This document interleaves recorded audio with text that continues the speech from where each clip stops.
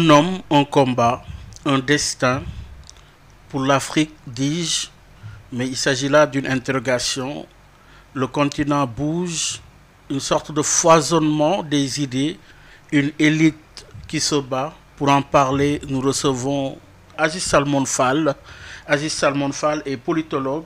Il est un des initiateurs du groupe de recherche et d'initiative pour la libération de l'Afrique, Grilla. C'est un plaisir, M. Fall, de vous recevoir. Objection et merci d'avoir bien voulu accepter notre invitation. Merci, M. Gay. Merci de m'avoir. Alors, oui, Aziz Salmon Fall, le monde bouge avec la guerre en Ukraine. La Russie dévoile sa stratégie. L'Afrique subit. Le président Macky Sall présentement s'y trouve pour rencontrer le président russe Vladimir Poutine. Justement, quel sens donnerez-vous à cette visite du président de l'Union africaine? Je veux parler de Macky Sall. Il est très important que les Africains s'associent aux efforts de paix et de médiation. Je crois que les Africains, dans leur tradition, même si on a des images belligènes, nous avons aussi une grande capacité de pouvoir faire de la médiation. Et ne serait-ce qu'au niveau de la crise économique qui s'annonce, de l'inflation, des problèmes alimentaires, il est important aussi que le ravitaillement des sociétés de marché se fasse. Mais je crois que la position d'autorité à la tête de l'Union africaine lui donne une opportunité très grande de pouvoir effectivement démontrer la position que le Sénégal a eue lorsque cette crise s'est amorcée. Les gens avaient été un peu surpris de l'abstention de beaucoup d'Africains dans le Sénégal. Et cela traduit aussi la lecture que nous avons de l'ordre géopolitique du monde. Cet ordre est en train de changer. Ici, il ne s'agit pas véritablement de dire qui a raison ou tort dans son conflit. C'est un vieux conflit. Vous savez, à la sortie du premier conflit mondial, les Russes, qui deviennent l'Union soviétique, se font assaillir très peu de temps après par une coalition de forces occidentales qui se mettent ensemble pour freiner l'extension du communisme. Avec des mercenaires, les gens ont oublié cela. En fait, pour moi, ça, c'est la deuxième guerre mondiale en réalité. La troisième étant celle que Hitler va livrer. Et donc, depuis l'époque des Tartares, de Napoléon à Hitler, il y a toujours eu une position occidentale voulant phagocyter l'espace russe avec une sorte de complexe de supériorité de ce qu'ils appellent les Slaves. Et vous savez, les Slavons, c'est de là que vient le mot esclave d'ailleurs. Donc, non pas que nécessairement il y a une prédilection occidentale à la possession de l'espace russe ou que les Russes eux-mêmes seraient des anges, mais je crois que les Africains qui ont été colonisés par les forces occidentales ont déjà une sorte de recul de la compréhension. Une fois de plus, les Russes aussi ont eu à s'interposer, que ce soit dans une lutte de libération nationale. La bataille de Cuito-Cuanavale, par exemple, en Angola, n'aurait pas été possible sans l'intervention des forces cubaines. Et ce sont les Russes qui ont prêté les avions Antonov. Et la présence, comme on le sait, dans les luttes de libération, que ce soit au Congo, en Éthiopie, en Algérie. Donc, il y a une sorte de position de lecture déjà historique, mais je crois que la lecture qui est en train de se faire, c'est que le monde bascule. Dans le protocole de Shanghai, vous avez la Chine, l'Inde, la Russie, qui tentent vraiment de poser une sorte d'alternative à la triade États-Unis, Europe et Japon. Et cette triade sénile qui mène le capitalisme néolibéral moribond, qui est à l'origine de cette crise, est aujourd'hui effectivement une situation d'expectative au désarroi, puisque les véritables terrains sont en fait l'Afrique. C'est l'Afrique, territoire des ressources, que ce même ordre veut sans les Africains, c'est-à-dire l'Afrique des ressources. Et donc j'ose espérer que le président Macky Sall aura la capacité d'expliquer, au-delà de la médiation, les véritables orientations de l'Afrique dans cette géopolitique. Et c'est ce qui, moi, me préoccupe, c'est qu'il y a déjà une douzaine d'années, j'attirais l'attention sur la géopolitique du chaos qui s'installe, on le voit dans le Sahel. C'est une instrumentalisation des conflits sous le fond des fondamentalismes, mais au fond, ce qui est derrière, c'est la conquête pour l'accès aux ressources minières. Oui, voilà. L'abstention incarnée par l'Afrique, par le Sénégal, entre autres, a une signification pour vous, laquelle ? Voilà, donc je pense que d'abord, au premier chef, pour bien que nous soyons alignés, je pense que moi je ne partage pas la position que le Sénégal a sur les forces de l'OTAN. Je suis complètement contre la position disons, d'occupation de toutes les forces militaires sur notre continent. Je suis pour la libération totale de notre continent. Mais ceci dit, par réel politique, nous sommes déjà alignés par nos systèmes d'indépendance, les accords annexes, etc. Donc, le fait d'avoir osé s'abstenir dans un moment où il fallait clairement se positionner, parce que ça a évolué, justement, montre effectivement qu'il y a une lecture de la géopolitique mondiale qu'il faut avoir. Il faut avoir le courage de la poser. Même si ensuite il y a eu des alignements ultérieurs, il est très important que les tenants de l'ordre mondial comprennent qu'on ne veut pas de conflits de basse intensité dans lesquels l'Afrique serait plongée. Aujourd'hui, comme vous le voyez, dans la situation du Sahel, avec la position potentiellement russe après la République centrafricaine d'être au Mali, ceci vient vraiment bousculer le dispositif, disons, classique du précaré français et de l'établissement des forces de l'OTAN. Donc je crois qu'il faut aller beaucoup plus même que l'abstention. Il faut défendre les intérêts du continent, s'assurer véritablement d'une position de force au sein du système multilatéral qui lui-même doit être réformé. Et pour cela, c'est les Africains qui doivent prendre conscience de l'ampleur de leur continent, de l'importance que ce continent doit jouer au XXIe siècle. Oui, du point de vue conceptuel, le Sénégal aujourd'hui a une cartographie ouverte par rapport au partenariat qui le lie avec d'autres pays. Il n'y a pas que seulement pour un pays X donné. Est-ce que le Sénégal est dans cette dynamique de pouvoir garder sa souveraineté et être capable de choisir ses partenaires, comme c'est le cas présentement? Notre diplomatie est-elle sur la bonne voie?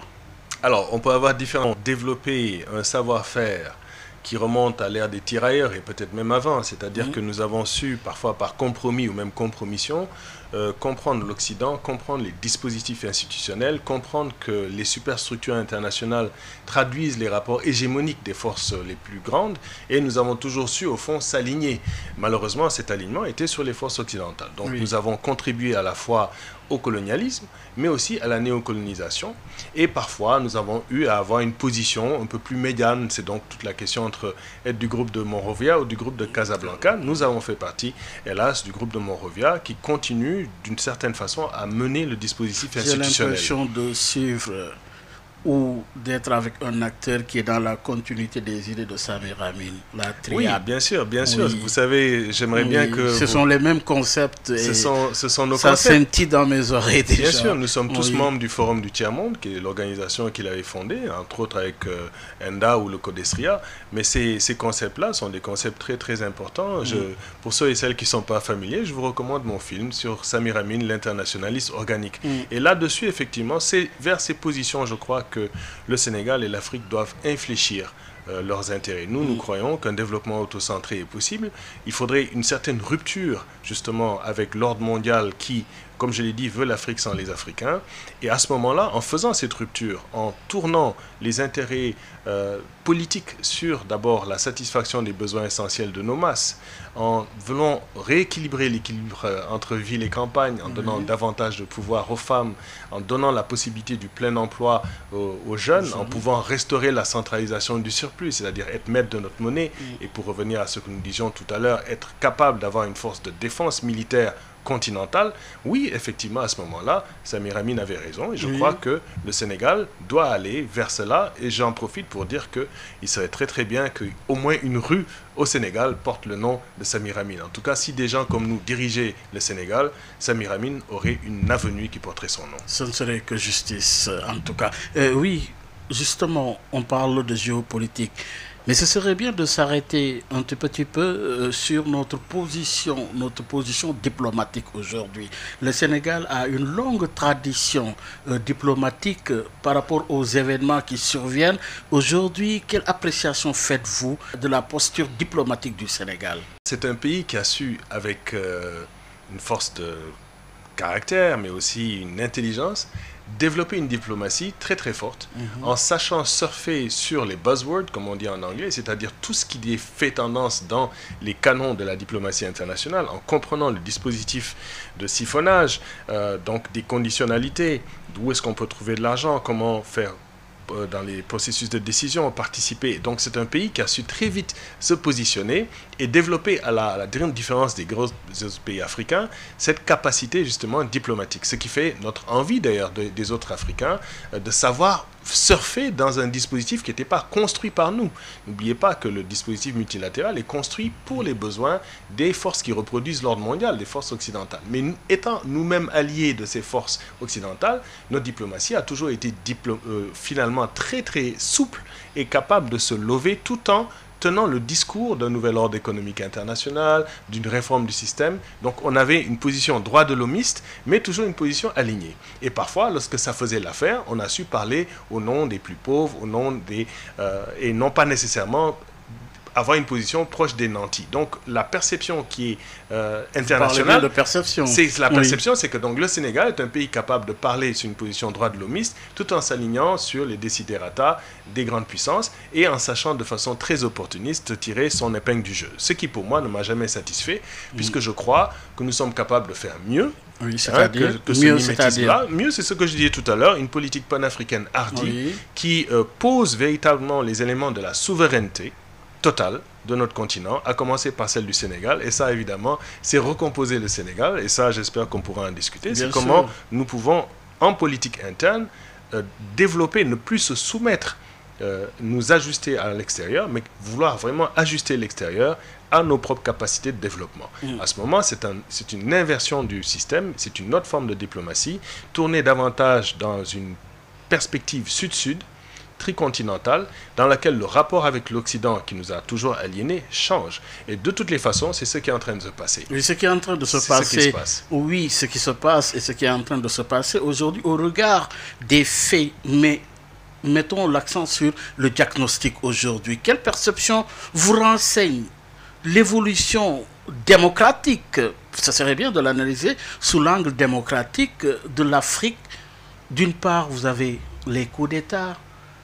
De l'autre part, vous avez également le djihadisme qui progresse, qui se développe avec son lot de conséquences sur le développement, mais aussi Aziz Salman Fall.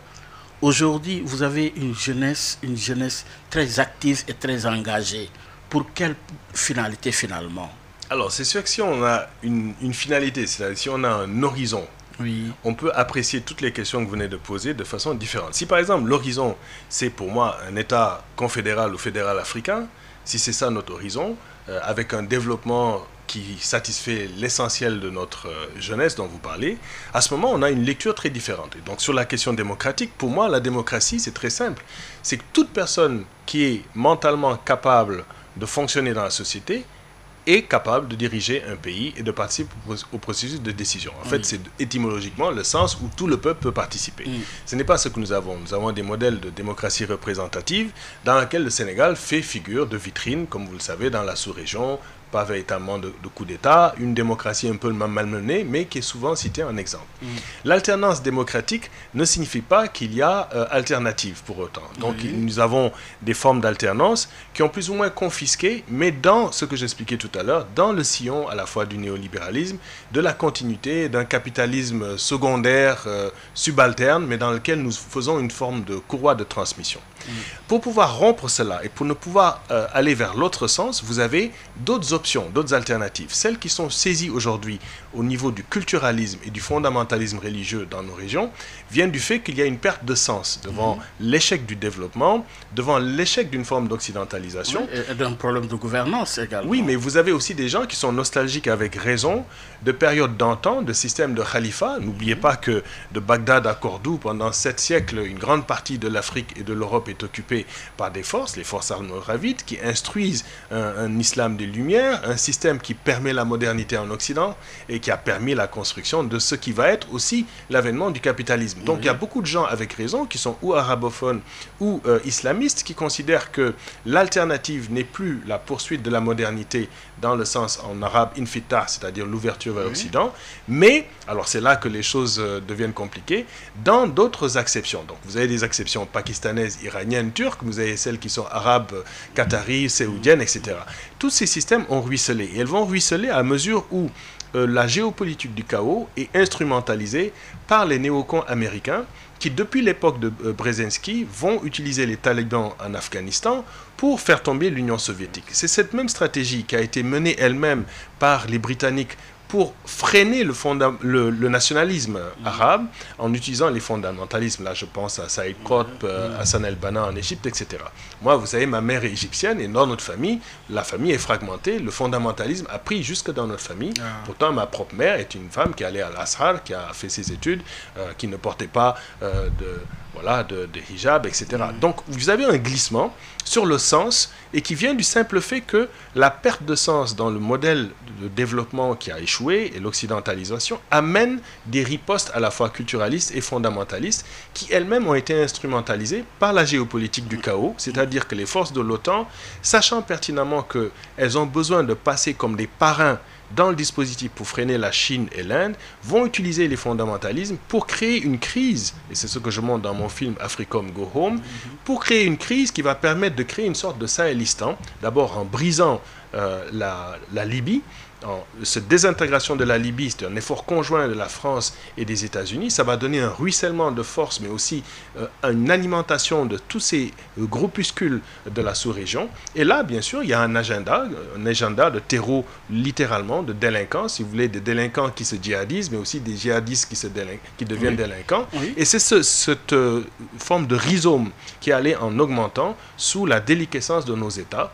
Et là, je montre que, par exemple, on va ressusciter la question de l'Azawad. Mais quiconque connaît l'histoire, c'est que l'Azawad, c'était un produit de Houphouët-Boigny et de Mesmer pour diviser l'Algérie et le Mali. Et donc, l'implosion du Mali, dans lequel le Sénégal a participé au début des indépendances, va s'accentuer à la mesure où les classes politiques elles-mêmes sont corrompues et la lame de fond des fondamentalismes est exploitée par des forces locales, mais des forces extérieures. Et là, vous avez effectivement une géopolitique du chaos qui s'est installée. Et le désarroi, c'est que les forces africaines, l'Union africaine, ne parvient pas à juguler cela. Et on rentre dans une sorte de tourbillon dans lequel nous sommes aujourd'hui astreints. Le Sénégal semble être loin de cette ornière, mais tous les pays de la région, notamment le Burkina Faso, qui est un des pays clés, puisque ce que je vous explique a été un des moteurs, c'était Blaise Compaoré. C'est Blaise Compaoré qui a fricoté avec ces forces-là, qui a enlevé les gens, qui déstabilisait. Il était allié de ces forces-là. Et lorsque les populations ont entendu nos mobilisations, puisque depuis plus de 34 ans, nous luttons contre... La finalité, nous la connaissons avec la condamnation de Blaise Compaoré. Voilà, donc nous avons lutté contre l'impunité dans ce système, et donc nos collectifs d'avocats ont réussi finalement à assiéger le système, et nous ne luttions plus contre l'État parti qui était tombé, mais contre un État de droit qui a instruit cette affaire, l'affaire Thomas Sankara, que j'ai l'honneur de coordonner, et nous avons, en avril dernier, gagné effectivement avec les droits... la condamnation de... Voilà, pour la veuve et les orphelins de Sankara. Oui, mais justement, dans cette même dynamique, on a connu, dans ce scénario du chaos, comme vous l'avez bien expliqué, l'avènement des coups d'État, qui est un retour, justement, si on interroge l'histoire. Mais est-ce que, de votre point de vue, ces coups d'État, comment vous les analysez dans un contexte? C'est la nature même de l'État-nation africain. Malheureusement, nos indépendances ayant été la plupart du temps négociées, mis à part les pays qui ont vraiment arraché leur indépendance dans les mouvements de libération nationale, les espaces de souveraineté qui ont été astreints, principalement les pays du groupe de Casablanca, vont être les plus astreints à des systèmes de coups d'État. Les pays qui sont arrimés sous perfusion du modèle occidental, souvent sont soutenus et à l'abri des coups d'État, même si, par exemple, dans le cas de la Côte d'Ivoire, on a vu que ça pouvait arriver. Le Sénégal n'est pas à l'abri de cela. Il suffirait qu'il y ait une sorte d'implosion socio-économique pour que la Grande Muette aussi prenne ses responsabilités. Donc il ne faut pas croire qu'il y a un avatar typiquement africain. Vous savez, aux élections, le président Trump, vous avez une tentative de coup d'État dans ce pays-là. Donc tout pays, au niveau démocratique, peut être astreint à cette situation-là. Maintenant, il y a une classe qui devrait avoir une plus grande maturité politique. Lorsque des coups d'État ont survenu, parfois ils peuvent être dans une perspective progressiste, comme dans le cas de Thomas Sankara. Ils peuvent être aussi dans une position rétrograde, comme dans le cas de Abacha au Nigeria. Donc disons des militaires avec une conscience politique, avec un sens patriotique, peuvent très bien restaurer et reconditionner le système en faveur des civils. Mais cela pour dire en tant que démocrate, comment apprécier aussi un tel fait? Alors, c'est très difficile pour un démocrate d'accepter que les forces militaires, qui sont en fait principalement organisées pour la défense d'un territoire, se retrouvent dans la joute politique et en charge du politique. Mais en fait, c'est la faiblesse du système politique. En fait, ils peuvent défroquer et revenir. C'est ce que Toumani Touré a fait, c'est ce que Sankara voulait faire vers la fin. Donc, ces militaires, non pas pour dire qu'ils n'en sont pas capables, et non pas pour dire non plus que seuls les civils peuvent faire la chose politique. Pour moi, ce qui est important, c'est la gestion patriotique des deniers publics. C'est un état de droit qui se respecte, qui respecte ses constitutions. Vous savez, on ne parle pas beaucoup de tout ce qui, sans être militaire, tripatouille leur propre constitution et reste en selle pour des décennies. Le président Biya, par exemple, voilà, il n'est pas en coup d'État, il est là depuis la nuit des temps. Et pourtant, il n'y a pas eu d'alternance. Donc, nous avons différents scénarios, mais c'est clair que nous sommes beaucoup plus enclins à privilégier des États civils où la démocratie puisse être révocable. Et là, c'est très important qu'on réinvente des formes démocratiques sous les bases africaines, de réinventer d'autres systèmes de régulation, d'autres façons de comprendre le pouvoir. Et je crois que nos générations ont longtemps parlé un peu dans le vide, et les jeunes générations doivent se rendre compte que oui, il est possible, tout en étant dans la modernité, parce que pour moi la modernité elle est encore devant, c'est-à-dire liberté, égalité, fraternité, sororité, développer des mécanismes de décision, d'exécution du politique, en tenant compte de nos capacités culturelles, de nos acceptions, de comment nous voyons le politique. Oui, de nos capacités culturelles, dites-vous, est-ce que ce n'est pas de là où se situe la grosse problématique, c'est-à-dire aujourd'hui, nous sommes en face d'un choc dit civilisationnel. Aujourd'hui, est-ce que ce n'est pas justement là le problème? Alors, bon, moi je n'ai pas la lecture de Huntington de choc de civilisation. Je crois qu'en fait, j'ai une position un peu qui est celle de Cher, qu'il faut connaître ce qui est notre africanité. Donc les Africains doivent redécouvrir leurs africanités.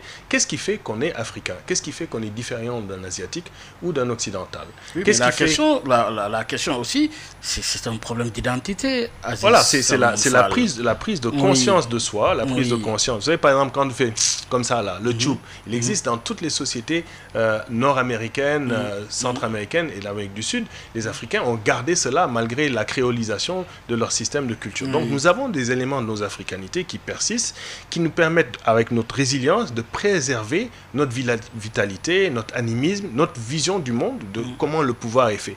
Mais nous n'avions pas les systèmes qui étaient des systèmes basés sur le strict profit. Nous avions des systèmes de commensal, du partage de la vie communautaire, de la non-possession des biens indivises. Vous comprenez, un rapport qui était basé sur des systèmes de schémas de solidarité. Non pas pour... Et d'humanisme. Voilà, d'humanisme, non pas pour vraiment embellir, mais la culture Ubuntu, la maths de l'époque antique, sont des éléments qu'il faut non seulement redécouvrir sans nostalgie, mais pour comprendre en fait que ce sont les éléments de notre africanité qui ont été défaits par en fait les 3 siècles d'esclavage et la colonisation qui a été ravageuse. Oui, qui importe aussi de remettre en selle aujourd'hui. Et en plus les systèmes d'obscurantisme religieux, parce que la religion est venue maintenant comme une chape de plomb introduire des éléments de culture sémite, donc judéo-chrétienne et arabo-islamique, dans des dispositifs négro-africains qui étaient très différents.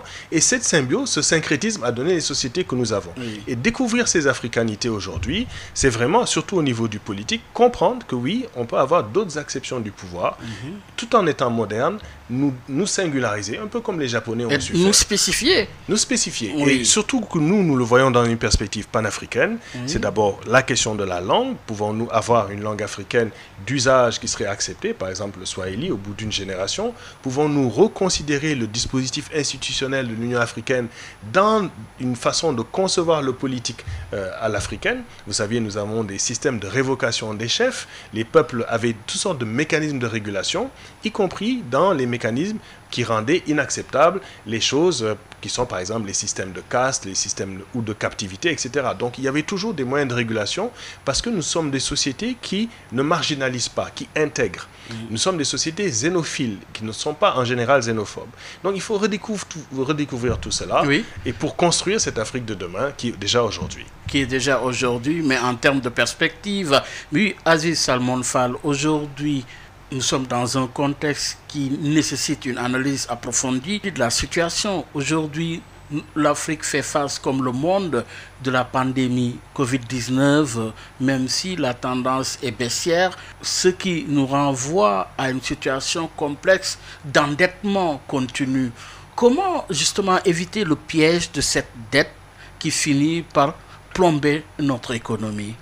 En sortant du capitalisme dépendant dans lequel nous sommes. Parce que malheureusement, ce système, lorsque nous avons voulu le réformer en 73-74, les pays avancés ont dit acheter aujourd'hui, payer demain. Donc nous sommes rentrés dans l'ornière de la dette, un système de surendettement, l'ajustement structurel et les nouveaux programmes de réduction de la pauvreté. Donc nous sommes restés enfermés dans ces systèmes de perfusion et nous avons perdu notre marge de manœuvre au niveau de l'industrie extractive et de nos propres ressources. Et comme l'Afrique est restée enfermée dans l'ancienne division internationale du travail, en ne voulant pas faire l'effort vers l'industrialisation, vous n'avez pas d'autre option que de vivre au rabais dans des systèmes d'endettement. Donc il faut sortir et rompre avec tout cela, d'abord en redécouvrant les vertus des forces progressistes. Je crois que ce qu'on appelait les gauches, c'est-à-dire ceux qui rêvent de poser des sociétés en rupture avec l'ordre mondial, qui vont véritablement redonner du pouvoir aux masses rurales, redonner vraiment du pouvoir aux zones désenclavées. Vous prenez un pays comme le Sénégal. Oui. C'est un pays qu'on pourrait développer,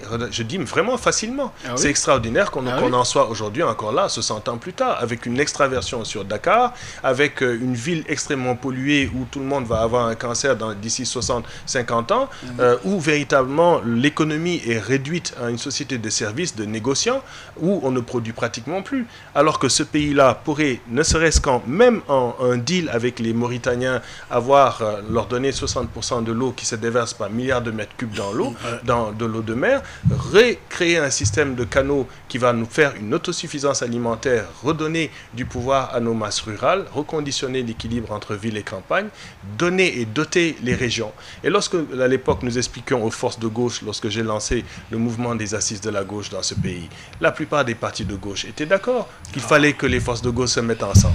On est allé vers les rencontres de la gauche historique et nous avons échoué. Ça a donné Benno, ça a donné les assises nationales, mais c'est toujours à l'ordre du jour. Il faut, je dis bien, si on veut éviter les crises qui s'annoncent, que véritablement les jeunes prennent conscience de leur pouvoir, que la classe politique comprenne qu'elle ne peut pas continuer indéfiniment à une gestion des deniers publics qui soit aussi basée sur la prévarication. Alors quand j'entends une personne dire qu'elle a donné 1 milliard au calife, alors que ces mêmes personnes-là, au début, lors des charbonnages, coupaient le bois au Sénégal et le coupaient en accentuant la déforestation. Est-ce que ça, c'est une gestion Alors, dans l'indécence même de nos sociétés, c'est-à-dire qu'on voit que des gens qui sont aujourd'hui dans le besoin, l'essentiel de nos populations, comment peuvent-ils percevoir ce style ostentatoire de matu-vu et de vraiment d'écoulement, de ruissellement d'argent à des classes clientèles? Ces systèmes vont être tôt ou tard vomis par nos populations. Et ça, c'est vraiment dommage, car ce n'est pas dans notre valeur, ce n'est pas nos valeurs humaines, africaines, que d'avoir ce type de comportement. C'est, je crois, des gens qui, en fait, sont des formes de cancer de nos sociétés, et nos sociétés vont tôt ou tard réagir. Et il faut éviter des épanchements. Vous savez, j'ai regardé comment la situation s'est passée en Tunisie. La Tunisie est un pays qui ressemble beaucoup au Sénégal.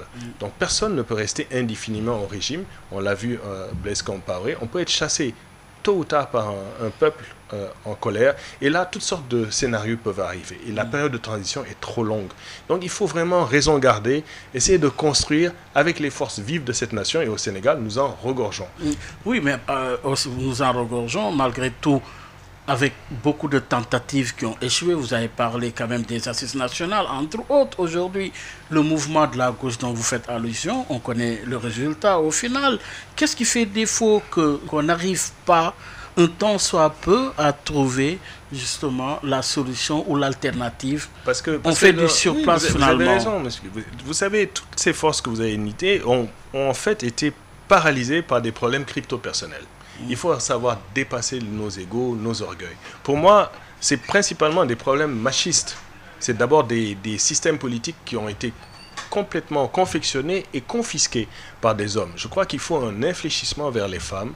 Mais là, je ne le dis pas pour flatter le féminisme. Moi, j'ai une position résolument féministe, tout le monde le sait. Je crois qu'il faut effectivement redresser les systèmes de décision en faveur des femmes. Au-delà de la simple parité, il faut véritablement infléchir le développement dans le sens des femmes en donnant davantage de pouvoir politique aux femmes qu'elles doivent elles-mêmes prendre.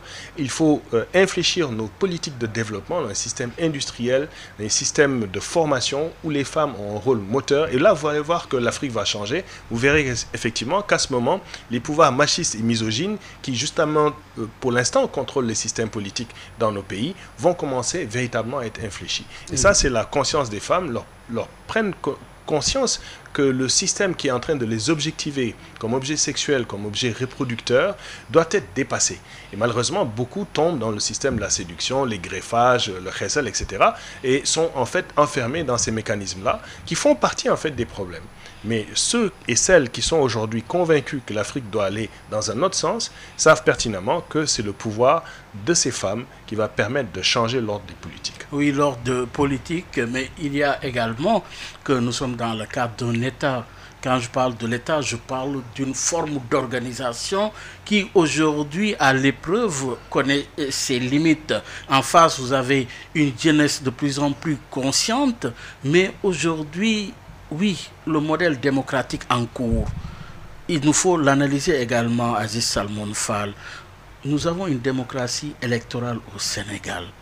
On n'en finit jamais avec les querelles, avec les dénonciations, les marches. Aujourd'hui, avec le recul, comment analysez-vous cette démocratie à la sénégalaise? Mais je crois qu'il y a une arène politique. L'arène politique n'est pas le Sénégal. C'est un dispositif dans lequel les règles du jeu, plus ou moins, fonctionnent selon les intérêts de ceux qui jouent et donc et qui laissent plus ou moins des portions voilà, infinitésimales ou importantes à d'autres. Et dans ce jeu-là, on n'associe pas véritablement les forces vives. Elles sont cooptées par des mécanismes de patron-client. J'ose presque dire qu'il faut dépasser en fait cela. Et le Sénégal est resté enfermé depuis très longtemps dans ces petites joutes qui se joue dans une arène politique qui en même temps a le mérite d'exister, donc qui permet une forme de liberté d'expression. Ce que nous faisons aujourd'hui n'est peut-être pas possible dans bien des pays africains, pouvoir parler de façon critique de nos sociétés. Mais je crois que justement cette faculté que le Sénégal a, il pourrait la repousser. Vraiment, on pourrait regarder l'intérêt commun de la société, poser les véritables diagnostics et faire les véritables débats de fond. Or, même si vous dites que la jeunesse a une grande conscience, je suis de ceux qui doutent de ce qui se passe. C'est-à-dire qu'il y a d'abord eu 3 décennies de dépolitisation que le néolibéralisme a créé, c'est-à-dire en évidant le politique des véritables enjeux, en technicisant les éléments, en une vision managériale de la société, et en déroutant une bonne partie de nos jeunesses dans des diversions qui sont des diversions culturelles et sportives. Elles sont bien sûr importantes, mais elles ne peuvent pas constituer la société. Mais ces diversions culturelles qui peuvent elles-mêmes permettre d'exutoire ou même de moyens de changer. On peut penser au rap ou au hip-hop. Vous pouvez avoir différentes palettes de cela. Donc vous avez des palettes qui sont revendicatrices, mais elles peuvent être revendicatrices au sens de l'exutoire qui ne changera pas l'ordre, mais elle permet quand même de canaliser le trop-plein d'énergie. Il y a celles qui pourraient effectivement renverser l'ordre, mais elles sont infinitésimales. Donc les systèmes dominants ont très bien su utiliser un peu sous l'image du pain et des jeux, donc l'otium, c'est-à-dire le plaisir ludique. Et donc on va développer dans nos sociétés tout ce qui peut permettre une grande diversion de cette société. Et en même temps, il y a un foisonnement d'informations, mais ce foisonnement d'informations, nous qui sommes enseignants universitaires, nous le voyons très très bien. Les jeunes lisent de moins en moins, ils utilisent des succès d'année, des synthèses, refusent de lire et de comprendre la complexité, et parmi eux, bien sûr, il y en a qui font cet effort. Mais sinon, la plupart fonctionnent sur des médias de masse et ont du mal à différencier dans les algorithmes de Google quelle est la bonne information. Et donc, vous avez les médias mensonges, la désinformation, des propagandes, ils peuvent tomber facilement dedans. Pas mal de fake news. Et les fake news existants, vu que les news elles-mêmes ont été contaminées ou contrôlées par les ordres dominants. Donc, effectivement, je ne suis pas sûr que ces jeunes qu'on dit éveillés le soient véritablement. Je crois que plutôt qu'ils ont un horizon sombre qui est l'horizon de leur avenir, qui les amène, pour ceux qui en sont conscients, à se dire mais qu'est-ce qui se passe, qu'est-ce qu'on doit faire. Ils ont 2 bonnes raisons. Le système de développement est en panne, il est en crise façon mode de production et de consommation, et l'environnement est là une réponse claire qu'il n'est pas viable et que leur avenir est en jeu. Donc moindrement un jeune qui est conscient de cela commence à se poser les questions, qu'est-ce que je vais devenir, est-ce que je vais avoir des enfants? Et donc moi je parle à cette génération consciente, celle qui a pris l'impression de comprendre qu'il se passe quelque chose. Et si je ne participe pas à ce processus, je serai une victime de ce processus et peut-être ma progéniture, même si elle a la possibilité d'exister. Et c'est à celle-là que je parle. C'est celle-là que je dis. Nous avons lutté contre l'apartheid. Nous avons réussi par résilience à sortir du système colonial et nous évitons aujourd'hui l'effort de la recolonisation. Et pour le faire, il faut que cette jeunesse prenne la pleine conscience de que veut dire un panafricanisme progressiste. Que veut dire véritablement prendre sa responsabilité civique comme citoyen, participer à la chose publique, même au niveau de sa mairie, au niveau de son engagement dans son école, au niveau d'apprendre. Pour moi, je suis venu à Dakar pour donner quelques conférences sur Cheikh Anta Diop, mais ce que Cheikh nous explique, c'est qu'en réalité, il faut étudier pour au moins 10 Africains quand vous avez la chance d'étudier. C'est cette prise de conscience qui nous amène dans un engagement patriotique que moi je chéris, et je sais que ça pourrait effectivement aller dans le sens contraire d'un système où l'affairisme, les investissements improductifs, l'attentisme, la migration à tout prix, etc., qui sont les perspectives qui sont laissées à cette jeunesse et qui sont des... Vous dites bien garder de l'espoir dans un contexte pas fameux, alors du tout, avec une éducation au rabais, une santé de plus en plus malade et une agriculture largement dépendante de la pluviométrie. Alors, dites-nous, comment susciter de l'espoir dans un tel contexte? En retrouvant la marge de manœuvre de l'État dans ces dimensions-là. Parce que ce n'est pas au secteur privé, j'ai rien contre le secteur privé, mais ce n'est pas au secteur privé qui est basé fondamentalement sur le profit, de veiller à l'éducation, à la santé, à l'agriculture d'un pays. C'est d'abord à cet État qui doit agrandir sa marge de manœuvre, investir dans ces éléments-là de façon productive.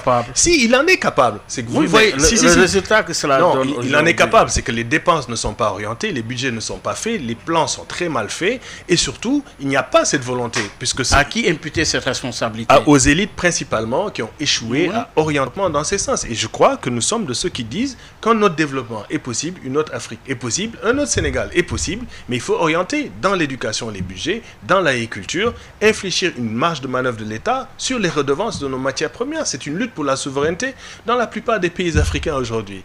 Mais, Omar, c'est entre 4 à 7% sur les redevances de l'industrie extractive. Un pays comme le Mali aujourd'hui, on dit c'est la France. Mais aujourd'hui, la France elle-même, elle n'a plus d'intérêt immédiat. Le pays est mis en réserve. L'argent arrive par le Canada.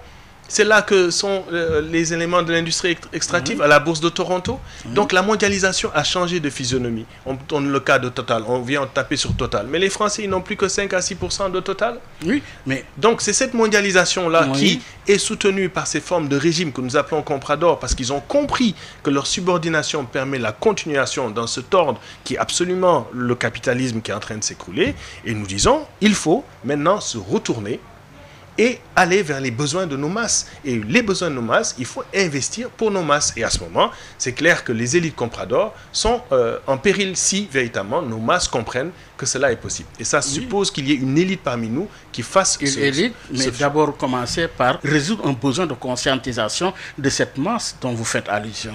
Oui, c'est un peu pour ça que vous faites une émission comme celle-là. En tout cas, pour moi, j'accepte de participer à ce genre d'émission. C'est qu'effectivement, il y a un éveil de conscience.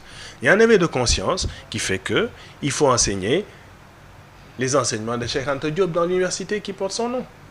Par exemple. Mais c'est une aberration que ce ne soit pas le cas. Et c'est pas le cas. Ah ben voilà. Et donc, c'est dans d'autres pays africains aussi. Il faut, comme je le disais, les enseignements de Samir Amin. Nous en avons bénéficié.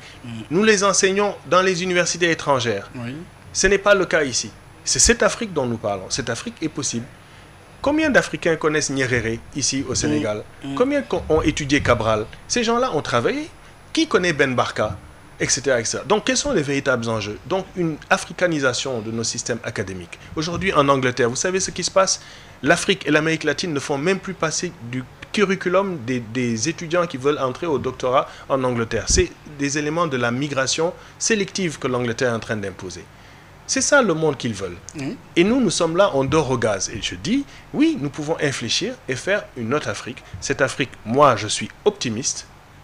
Parce que d'abord, je suis africain. C'est un des traits de l'africanité. Nous n'avons pas peur du lendemain. C'est pour ça qu'on n'a pas des greniers qu'on ne garde pas pour nous, de nuit c'est d'eau. Et donc, il est possible de faire cela, mais dans une autre acception, une autre vision du développement, basée sur l'équilibre, basée vraiment, comme je le dis, sur des valeurs africaines. Et c'est à notre portée. C'est à votre portée, dites-vous. Mais Aziz Salmon Fall, aujourd'hui, la recherche en Afrique, par exemple, pose problème. Je n'utilise pas le mot émergence. Comme vous l'avez vu, il a été utilisé par bien des gens et on émerge de nulle part. Je pense que ce qui est important, 3%. Oui, mais ce n'est qu'un des nombreux éléments de statistiques qui montrent que ce ne sont pas dans les priorités. La recherche-développement, la recherche scientifique, l'éducation, l'enseignement supérieur, la santé, oui, ce n'est pas la priorité de nos pays. Mais lorsque ça le devient, des pays comme la Corée du Sud ont su, alors qu'ils étaient au même niveau que nous, investir dans ces secteurs-là. Que l'Afrique ne contribue qu'à 3%, seulement 3% du budget de la recherche mondiale. Mais oui, mais qu'est-ce que c'est exactement ce que j'essaie de vous expliquer. C'est que lorsque nos gouvernements n'ont pas harnaché cela, ben c'est normal. C'est tout à fait la conséquence logique de, malheureusement, ce manque d'investissement dans les secteurs véritablement productifs. Nous investissons dans les secteurs improductifs, d'accord, qui permettent la continuation sous perfusion de nos régimes économiques et politiques. Ce système n'a que trop tourné. De toute façon, il est en train de s'écrouler. Le dispositif néocolonial de la France est en train de s'écrouler. Le Sénégal en a été un acteur majeur. Il faut sortir de la zone du franc CFA. Il faut faire jonction avec le Nigeria et avec le Ghana. Il faut construire une monnaie, ne serait-ce que régionale, et qu'on ne nous dise pas que ce n'est possible. Même la Mauritanie a réussi à faire sa monnaie, nous pouvons le faire. Donc c'est à notre portée. Mais comme je vous dis, tous ces éléments sont des éléments de volonté politique. Si vous pensez à vos enfants, si vous considérez que le développement de l'Afrique passe par la satisfaction des besoins essentiels, de l'eau propre là, cette bouteille d'eau, ce n'est pas l'eau dont je parle, c'est l'eau du robinet. Une eau du robinet, ça veut dire que quelqu'un d'autre que vous l'a bu avant. Elle a été traitée, elle est revenue dans le système municipal et elle est propre. C'est ça le développement. Le jour où l'Afrique arrive à cela, et nous pouvons le faire, c'est à ce moment qu'on peut dire qu'on a été développé. Et ça veut dire qu'une masse de nos populations est sortie de la paupérisation, ce qui n'est pas le cas. Et lorsque nous arrivons à cela, oui, c'est à notre portée. Mais comment voulez-vous que ça le soit lorsque 1% de la population mondiale dispose des richesses et que nous soyons nous-mêmes des microcosmes de ces systèmes-là? C'est indécent. Et ce n'est pas viable. Alors oui, nous restons toujours dans ce contexte, Aziz Salmon Fall, ce contexte sous l'angle démocratique avec le dernier rapport de l'IDEA 2021. Oui, l'Afrique voit pour la première fois en 10 ans une augmentation des régimes dits autoritaires. C'est le constat, le dur constat du rapport qui démontre, si besoin en était, que le nombre de pays dont le régime devient autoritaire est 3 fois supérieur, je dis bien, est 3 fois supérieur au nombre de pays plus démocratiques. Alors, quelle signification ? Pendant au moins 25 à 30 ans, on a essayé des gestions technocratiques managériales dans le modèle néolibéral. La réaction du boomerang, c'est le retour des populismes et des systèmes autoritaires, y compris dans le capitalisme. Oui. C'est d'ailleurs ce qui s'affronte actuellement en Europe. C'est des oligarchies capitalistes qui s'affrontent aujourd'hui en Europe. C'est le propre de toutes les crises économiques qui le sont. Si l'Afrique ne comprend pas cela, malheureusement, nous saurons les faire valoir et nous allons continuer. Nous disons, nous devons aller infléchir, nous désengager sélectivement, rompre avec cette logique. Ça va faire mal. Cette logique qui est là, c'est l'avènement de plus en plus de régimes totalitaires. Oui, ils sont totalitaires et peut-être que les gens nous-mêmes vont trouver connisants puisque nos solutions sont des formes de démocratie un peu plus directes, basées sur la satisfaction de nos masses et de leurs aspirations. Et quand vous regardez les aspirations des masses africaines, elles ne se posent pas. Elles sont pratiquement les mêmes partout. Qu'on soit ici au Niger, au Tchad, à Tombouctou, qu'on soit à Niamey, c'est les mêmes revendications au Caire ou à Port-Harbour. Donc, je crois qu'il faut juste, lorsqu'on regarde... Est-ce que ces régimes autoritaires sont justement un frein pour le développement de l'Afrique? Parce que de plus en plus, c'est le cas dans pas mal de pays.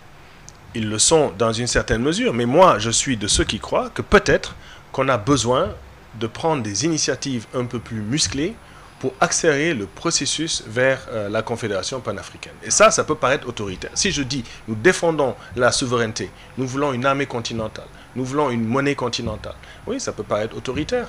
Si je dis, nous devons la satisfaction de nos besoins essentiels ou le plein emploi pour nos jeunesses, oui, ça peut paraître autoritaire. Vous savez, regardez le désert qui avance, la poussière que vous avez à Dakar, c'est des problèmes pulmonaires.